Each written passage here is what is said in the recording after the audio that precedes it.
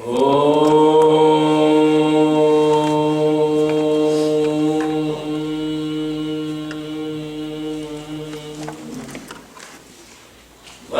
Sambhum Mahapatim Suragurum Vande Jagatkaranam Vande Pannagabhushanam Sisitaram Vande Pasunam Patim Vande Surya Shashankavanninayanam Vande Mukunda Priyam Vande Bhaktajana Ashrayam Chavaradam Vande Bhaktajana Ashrayam Chavaradam Vande Shivam Shankaram. Friends, by nature we are all selfish. In any enterprise, in any activity, in any project, in any job, in any profession, the first thought is, what do I get? Atmanastu kamaya priyo bhavati. Yajnavalkya declares, man or woman by nature is selfish. Why does a man marry a woman? Selfishness. That the woman is a source of pleasure for the man. Why does a woman fall in love with a man? But the man is needed for her pleasure. Why do we do a job? To get the money which can buy the pleasures. Everywhere, every person is selfish, selfish, selfish. A little introspection would reveal that I am selfish. Either I get pleasure, or I get enjoyment, or I get happiness, or I get peace, or I get bliss, or I get security, or I get fame, name. Something or other is always expected, and it is for that we do anything. Very rarely we come across people who are of the opposite thinking. While marrying, very few men will think, if I marry this girl, what is the benefit for her? If I marry this man, what is it? I am useful to this man. How is he useful to me? That's an ordinary person's thinking. In what way I will be useful to him or her? That is the enlightened thinking. The core thought in every person is selfishness. And from this basic selfishness, we gradually evolve, and from 100% selfishness to 99, 98, 97, 50, 50, and finally 0%. And that 0% selfishness is a yogi. Then we will all vacate Prashant Kutir and get out. Because if you want us not to be selfish, why should we come here, sir? We come here to be handsome. We come here to be slim, to be smart, to be healthy. Why do you want to be healthy? To enjoy. Why do you want to be slim and smart? To attract boys and girls. Why do you attract boys and girls? To enjoy the pleasures. Nyasa is offering. Sannyasa is totally to give up everything of mine and live for the welfare. That is sannyasa. From the lowest selfishness to the enlightened, ennobling, total dedication for the entire universe is sannyasa dharma, yogic dharma. It is not mere exercises in the Mangal Mandir that make you a yogi. It is the thinking. Many women are of the opinion that the husbands are my slaves, our slaves. Many men are of the opinion that the wives are meant for the man's pleasure. It's just a dirty thinking. Such marriages do fail. I am perfect, my husband is an idiot. I am perfect, my wife is a brute. Both the thoughts are of no use, one has to evolve. Among all these types of thinking, Hindus are most selfish. I am deliberately using the word. Why? Because they pray for the welfare of everybody. Sarve jana sukhino bhavantu.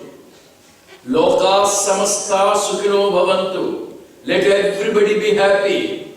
Let everybody be safe, secure. Let everybody be prosperous, peaceful. Why? It is only when everybody is peaceful, I can be peaceful. I want my wife to eat well so that she will be useful to me.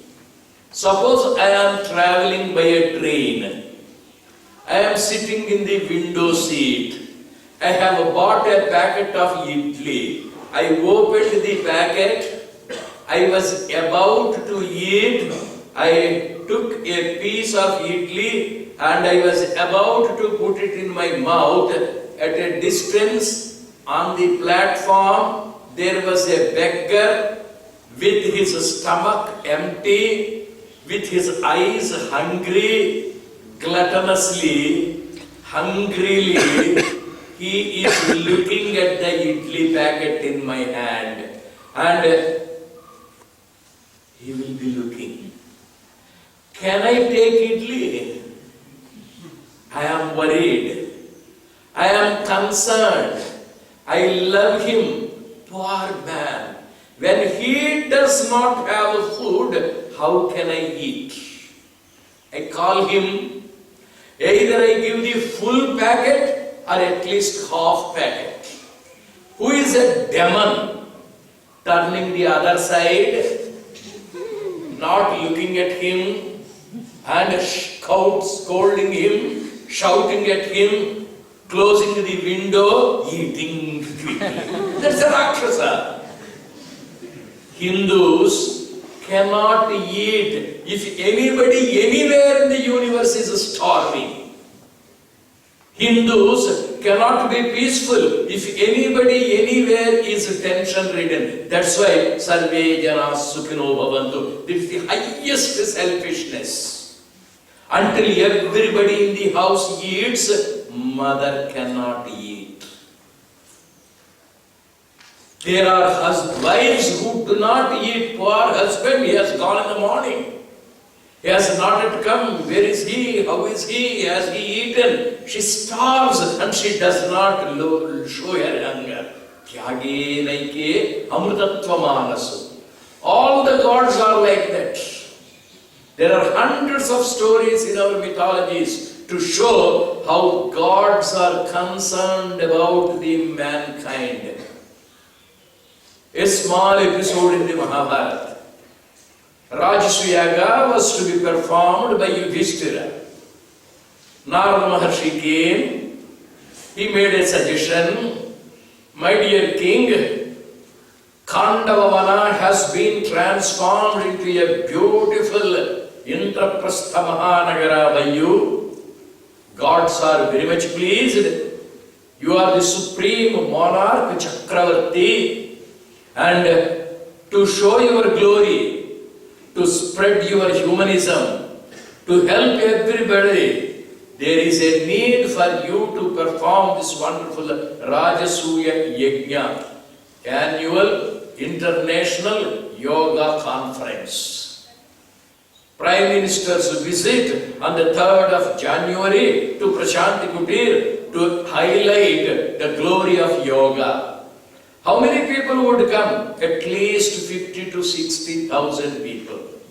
In such case, we must make elaborate arrangements for the people to come. Yudhishthira said, yes. When there is a marriage in your house, don't you make arrangements? When there is a birthday celebration, don't you make arrangements? When the Prime Minister of India is coming to Prashant Kutir, don't you make arrangements? Yes. And then Yudhishthira consulted Sri Krishna, and Krishna gave the green signal. All the executive members are to be available for a meeting to discuss and to make arrangements for the function. Yudhishthira sent letters to Kauravas, 100 of them came. His own 4 brothers, they came. And Krishna himself is present. Total 106 people. Yudhishthira is the presiding person. Krishna is the chief consultant. And the remaining 104 are the executive members.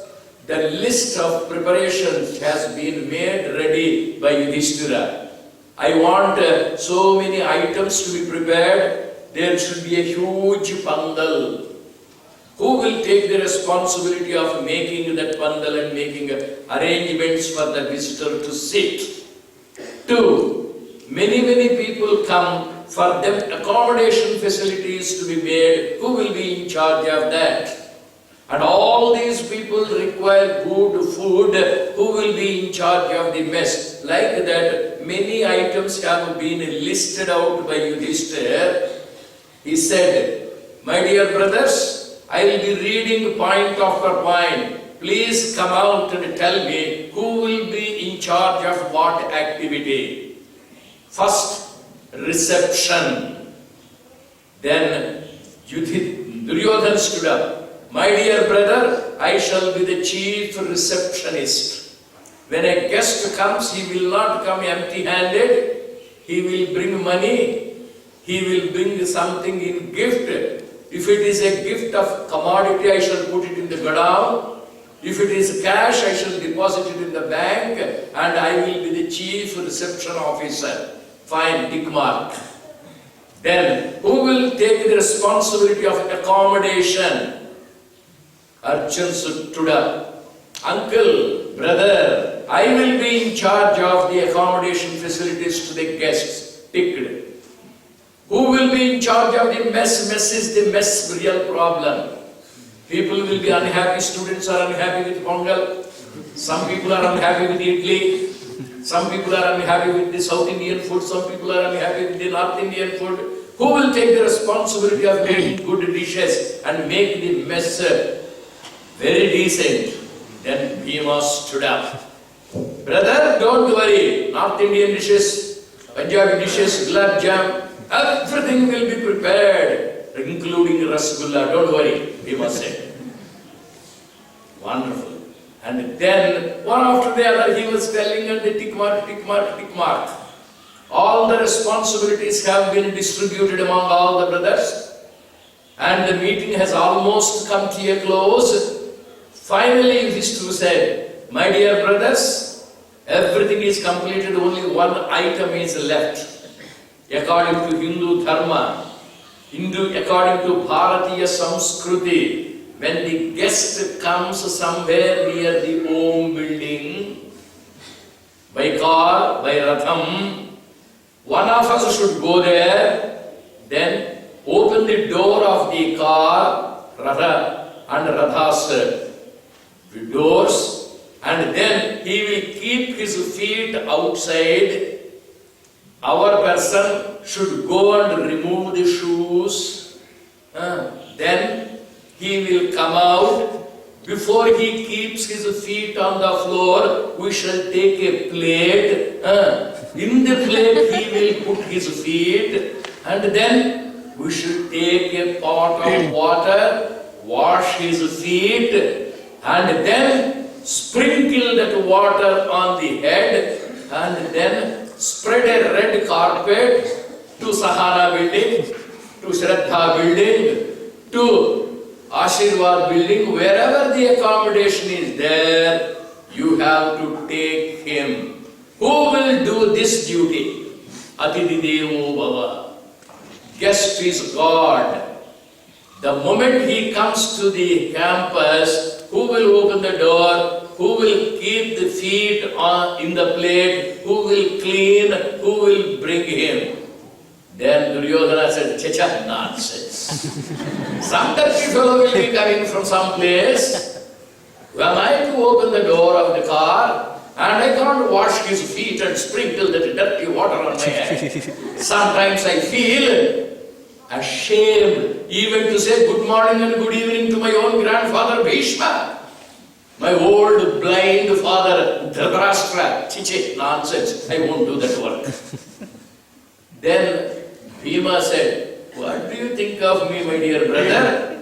Man of muscles, nerves of steel, a mighty heart. I can prepare food, I can get it distributed, but I won't do this type of work." Then Arjun said, "Brother, what do you think of this Arjun? Arjuna, Phalguna, Partha, Kiriti, Bhivatsa, Dhananjaya, Sabyasachi, MPhil, PhD, BSc, D.Litt, Vice Chancellor, Chancellor, President, Governor, such a mighty man, Arjun.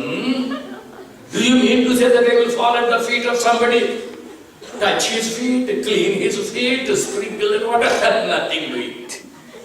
Nobody came forward because it wounded their selfishness at the core. And all the 104 people refused to do that work. Then the last person, the humblest person, the most modest person, the most unselfish person, Lord Krishna came. And don't worry, Yudhishthira, I'll do that job.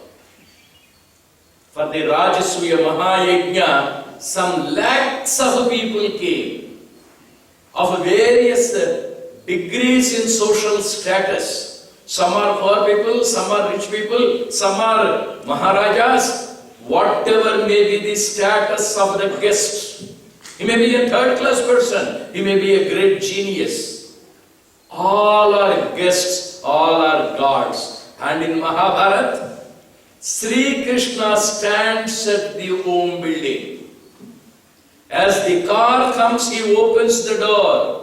He keeps the feet in the plate. He washes the feet, sprinkles on his head, and brings the person to the place of accommodation. And that is Krishna, and that is Bharatiya Samskriti, most unselfish, at the same time most selfish. How it is most selfish? Because of washing everybody's feet, on the last day of the Rajasuya Yajna, his feet are washed by Yudhishthira. Because he has served everybody, he was served by Yudhishthira. Because he loved everybody, he was loved by everybody. He who serves all deserves to be served by all. He who loves all deserves to be loved by all. He who worships all deserves to be worshipped by all. And that is Lord Krishna, Yogishvara. He has served all, loved all, worshipped all, and he is the servant of the entire mankind. Therefore, he is the Lord of the mankind. Mother takes care of everybody in the house, serves everybody in the house. Therefore, she is the goddess. Wife is elevated to the status of a goddess because she serves everyone, her husband, her mother-in-law, father-in-law, mother, father, children, and therefore wife is elevated to the status of a god.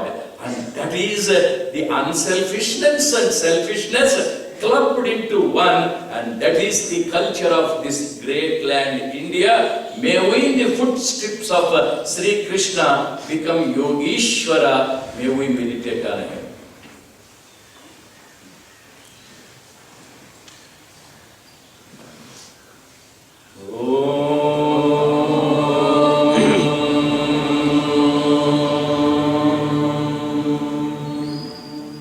Asasalo